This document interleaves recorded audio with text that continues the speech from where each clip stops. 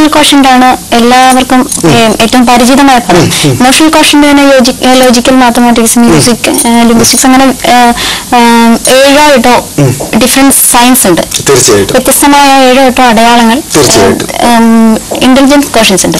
അങ്ങനെ സ്പിരിച്വൽ കോഷ്യന്റിന് ആ തരത്തില് സ്പിരിച്വൽ കോഷ്യന്റിന് അങ്ങനെ വ്യക്തമായ സൈനുകളുണ്ട്.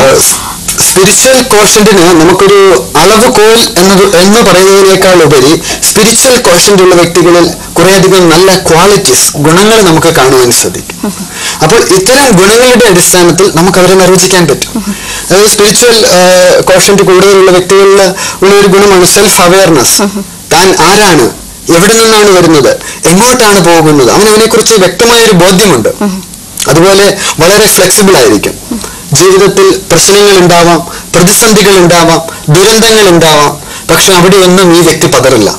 മാത്രമല്ല, നമുക്കറിയാം നമ്മുടെ ജീവിതത്തിൽ, ഓരോ വ്യക്തിയുടെയും ജീവിതത്തിൽ പല സംഭവങ്ങളും നടക്കുന്നത് പരസ്പരം ബന്ധമില്ലാത്ത സംഭവങ്ങളാണ്.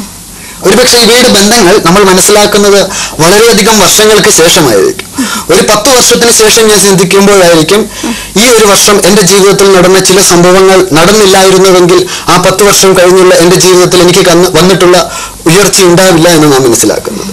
പക്ഷെ മറ്റു ചില വ്യക്തികൾ, സ്പിരിച്വൽ കോഷൻ കുറഞ്ഞ വ്യക്തികളിൽ ഇപ്പോൾ ഉണ്ടാകുന്ന പ്രശ്നങ്ങളെ നോക്കിക്കണ്ട് അവർ ജീവിതത്തിൽ ഓടി ഒളിക്കാൻ ശ്രമിക്കും.